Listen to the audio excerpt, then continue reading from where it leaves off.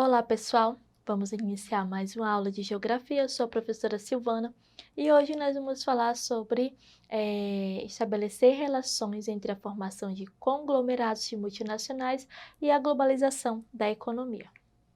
Vamos lá, primeiro vamos entender o que são conglomerados. O conglomerado diz respeito à união de empresas trabalhando em função de uma estrutura corporativa, sendo as empresas de diferentes segmentos. Então, por exemplo, uma empresa, né, ela vai acabar unindo diversas empresas menores e aí elas vão estar fornecendo, elas vão estar produzindo diversos segmentos. Elas vão trabalhar no segmento, por exemplo, de produtos de limpeza, produtos de beleza, maquiagem. Então, são diversos segmentos que essas empresas vão trabalhar e aí são chamados de conglomerado. Vantagens do conglomerado. Uma das vantagens é o grande volume de negócios que acarreta a vantagem competitiva diante dos concorrentes. Outro ponto importante é relacionado à maior chance de sobrevivência diante das maiores crises, exatamente por conta do seu tamanho. E aí a gente entende o seguinte, que por quê? Por conta do seu tamanho. Quando existe o conglomerado, essas empresas, elas são de diversos setores. Por exemplo, diante de uma crise econômica, o setor de maquiagem não está em alta. Porém, nós temos o setor de produtos de limpeza que já se encontra em alta. Então, esse conglomerado, ele acaba se fortalecendo e se mantendo dentro do mercado exatamente por conta do seu tamanho e das suas diversas opções para a indústria. Globalização e conglomerados.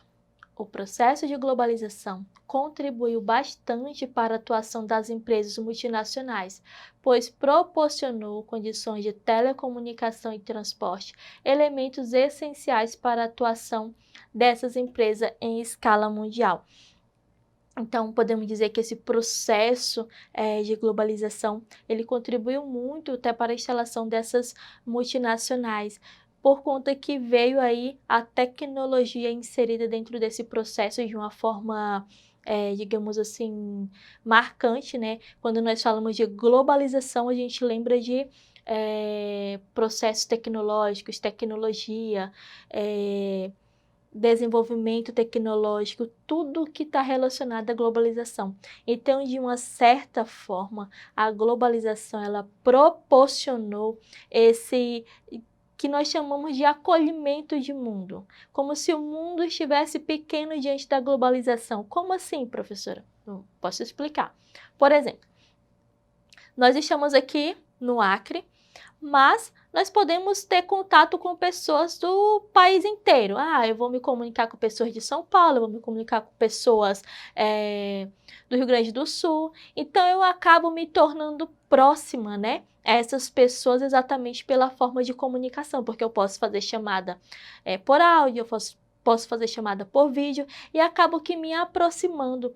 Então, isso também aconteceu com essas empresas multinacionais. Então, as empresas acabam se instalando em outros países e nesses países vão ter mão de obra abundante, vão ter mercado consumidor, esses países vão ter, como eu posso dizer, a mão de obra barata também, que é um dos requisitos para as instalações dessas multinacionais, porque o principal objetivo dessas multinacionais é o lucro. Então, quanto mais elas tiverem, né, o lucro, maior o crescimento, maior o desenvolvimento dessas multinacionais. Então, o objetivo sempre vai ser o lucro. E aí, a globalização, ela proporcionou essa lucratividade maior nessas multinacionais, exatamente por conta desse desenvolvimento tecnológico que proporcionou a instalação dessas multinacionais em diversos países do mundo. E aí, alguns exemplos dessas multinacionais para vocês entenderem, né? Eu não vou ler todas, mas vocês podem observar que algumas mais conhecidas, Nestlé, Vivo, Sadia, Samsung, Motorola, né? Sky. Então, todas essas empresas multinacionais que nós conhecemos, e aí a gente até pensa, nossa, eu pensei que que essa empresa, ela não tinha tanto, né? Ela não possuía aí filiais em outros países, sede em outros países, né? Mas sim possui. E aí essas empresas multinacionais, elas possuem sede em determinado país e vão colocando suas filiais em outros países, principalmente esses países que vão ter aí, como é que eu posso dizer? Recursos, né? Que é a matéria-prima, mão de obra, né? Tecnologia. Então, todos esses recursos que possui um país, a multinacional vai instalar uma filial para que venha acontecer o seu desenvolvimento. E aí eu vou citar para vocês os principais conglomerados do Brasil e do mundo, tá? E aí a gente vai citar a Samsung, a Coca-Cola, o McDonald's, a Ambev, Neolá e o Grupo Safra.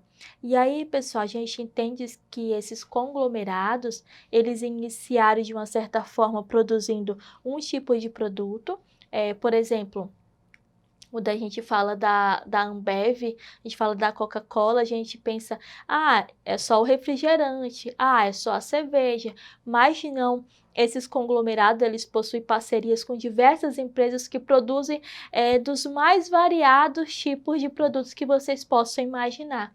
Então, por isso aí a importância, né, o ponto positivo dos conglomerados são isso, por conta aí dos diversos produtos que são produzidos. E aí, diante do que nós estudamos, né, sobre esses conglomerados, as multinacionais e esse processo de globalização que contribuiu tanto, né, para o fortalecimento dessas multinacionais, vamos para o nosso exercitando. Questão número 1. No que diz respeito ao processo de globalização, hoje dominante no espaço mundial, analise as seguintes afirmações. 1. A expansão das multinacionais vem provocando a descentralização das atividades produtivas, das aplicações de capitais e a interligação dos mercados em escala mundial. 2.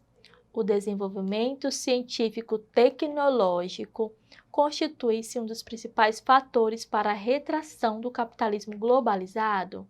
3. As atividades globais ou metrópoles mundiais são os centros de decisões do capital, as sedes das principais empresas financeiras, polos de pesquisas tecnológica e de comando da economia mundial.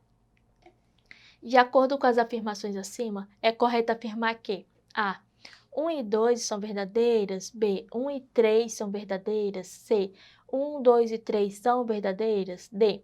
Apenas 1 é verdadeira ou E, apenas 2 é verdadeira. Então, conforme nós estudamos, as nossas opções verdadeiras são exatamente a 1 e a 3, tá, pessoal? Então é isso, pessoal, nossa aula de hoje. Não esqueçam de acessar a plataforma Eduque, lá vocês vão encontrar mais exercícios e tudo aquilo que possam proporcionar um maior aprendizado para vocês. Obrigado pela companhia e até a próxima aula.